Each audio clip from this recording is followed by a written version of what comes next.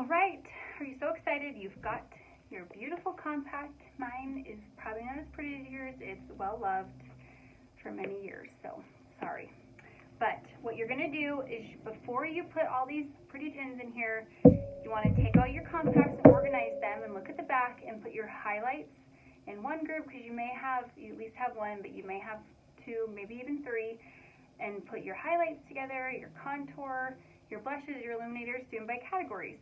And then we're going to gradually pop them in. You put that lid out, and then I would always say the lid to your highlight, which is your foundation, because if you don't want to be like me and not have as big as a compact, I have 3 different colors in there because I vary between self-tanners.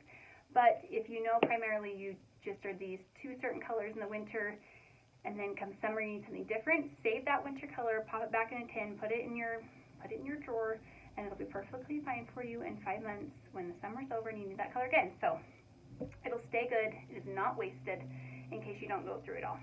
So put all your highlights in. I like to do it like a book. So I put my highlights in, my foundations, my contour, my blushes together, an illuminator, and my bronzer if you have a bronzer. If you can, try and keep all of your layers in the top, and then any of your powders in the bottom, which is what I have going on right here. Okay, so I'm going to show you 2 different ways. I am going to do a lighter application on this side and a more and fuller coverage on this one. I'm still going to use the same brushes. Okay, so on my lighter side, what I like to do personally is I like to start out with my bronzer, and this is the blush and bronzer brush, or what I call the B-squared brush. And I'm going to take the biggest side, and I'm just going to lightly dab and kind of roll everywhere in here. And then I'm going to put on the high points of my face, so above my eyebrow, on the tops of my cheekbone, and then down my neck. This is essentially everywhere where the sun would hit. Okay? And what this is going to do is, because I don't feel like I need a lot of makeup in those areas, it's just kind of going to give me a little glow without feeling like, I'm not going to need to put heavy foundation in through there. So right there, it's just going to brighten my skin up.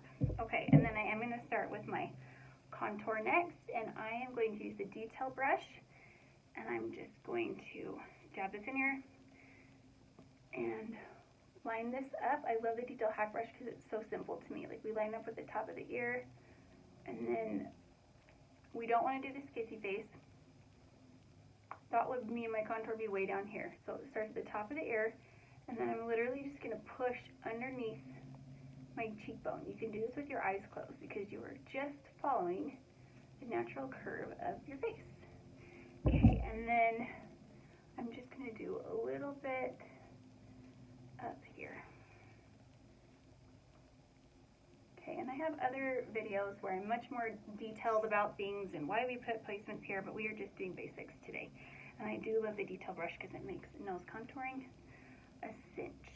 Okay. So I just kind of move my hands back and forth. And then whatever's left, I'm going to go under my left and just naturally do that. And then I just kind of clean off my brush on my jaw. Okay, so we have bronzer and contour done. See, and it's such a light application. It's not like we're spending all this time blending because we don't need tons of makeup right there. Okay, and you can see my tin right here, my main highlight, is just about gone. And I have videos on how to melt those down. They kind of get stuck in the edges, but you can melt them down, and the product will evenly disperse, so you can really get out every single ounce of that product. Okay, so I know, and I'm still taking this is the smaller side to my B-squared brush, and I'm just going to stipple this product along my jawline. I already have my bronzer and my contour there, so I don't need to go over that. And it's just like paint by numbers. We're going to put the product anywhere we don't have product yet. Okay. Just a little bit in between my brows here. Like I said, this is a light application on the side. It's a little trickier with the B-squared brush. If you have any other brushes will work. They all just are a little different. Okay, so I just put a thin layer of my main foundation. I'm going to take the smaller side and go into Sunlit, which is my light bulb color, my lighter, brighter color that is going to give me more dimension. I'm going to start with that right on the inside and create a triangle shape and just brighten up that underneath. Okay, it's only been a couple minutes and we are just about done. I don't have anything on my eye, so I'm going to take a little bit of that left over and just prime my eyelid. Okay, and I can also take that lighter shade, go down my T-zone. Okay, and the biggest thing you need to remember is that this product is so forgiving. You could slop this stuff on and spend more time in the blending process if you want. I just like to kind of put it on soft and not spend so much time blending.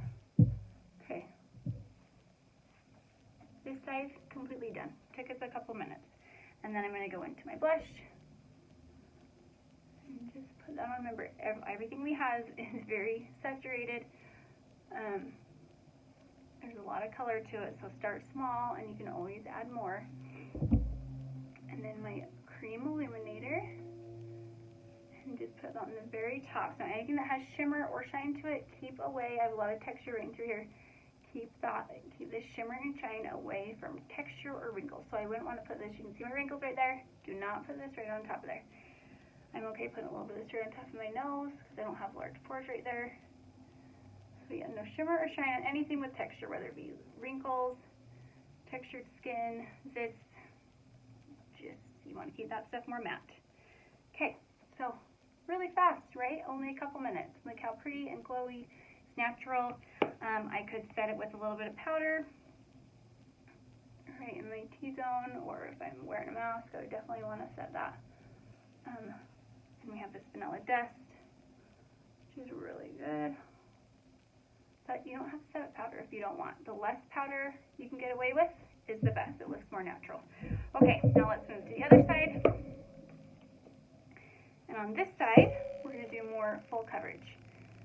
So I'm actually going to just put a really thin layer of my foundation all over. So I'm going to slap this stuff on since we're not being particular about where it is.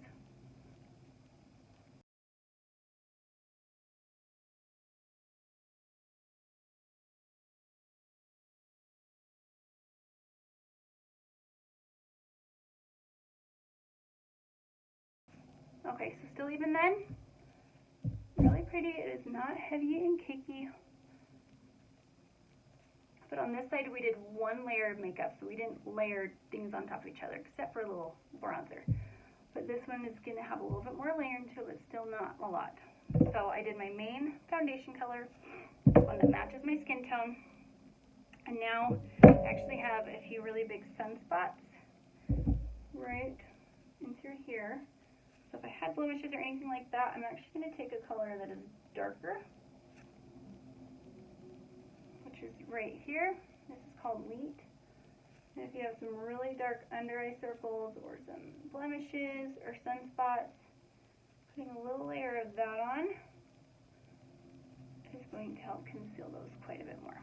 Okay, so now I'm going to go into my contour, and you can see this contour is also, it's the same consistency, although it's a little more dense, which is for a reason. So if you feel like in a couple months your contour is a little bit drier than the others, that's perfectly normal.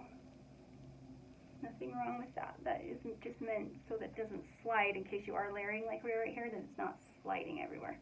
You can see I can put this on if I feel like I want more coverage, because technically this foundation, this is foundation right here, this contour, but it's just a different color. So I can put this stuff on pretty heavy if I want to and get a little bit more of a drastic look, and it will provide me with more coverage because I do have quite a bit of sunspots in through there.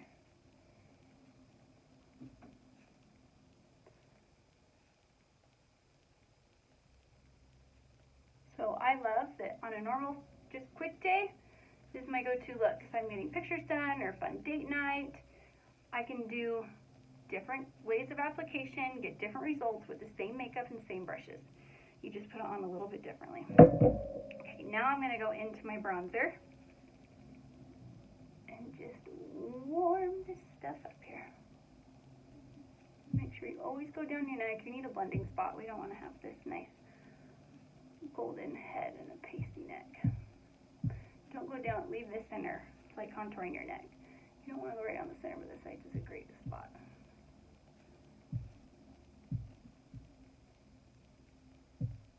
Okay, how pretty is that? Okay, and then same thing, I'm going to go back to this lighter color.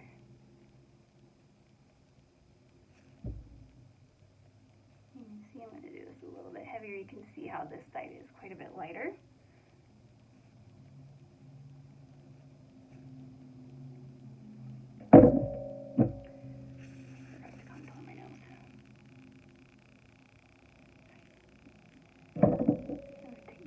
And just go in this lightest color and go right down the center. So that is how quick a nose contour can be. You can contour with a lot of different brushes, but this is definitely the easiest. And then I'm just going to blend that out. Okay.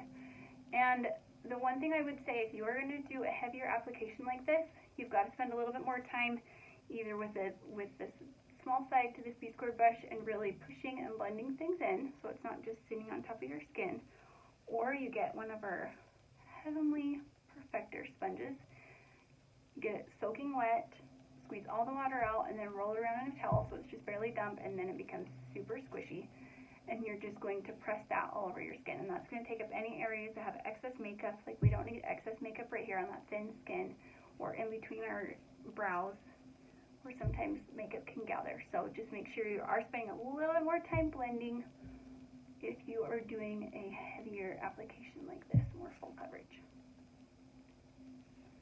Okay, so that is it. In 12 minutes, I did 2 different sides, 2 different ways, so not bad.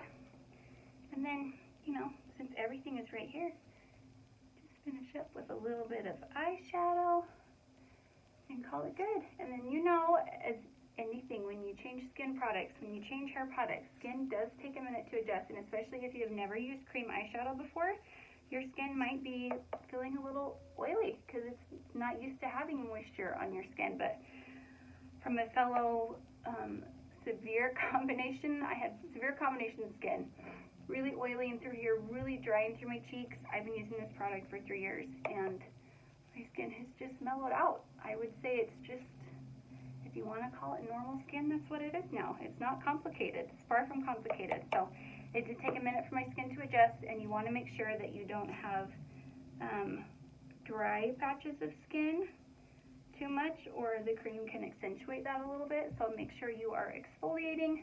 I love the Cure exfoliator from Amazon. I could use that every day and it wouldn't dry my skin out, but it just leaves this nice fresh palette.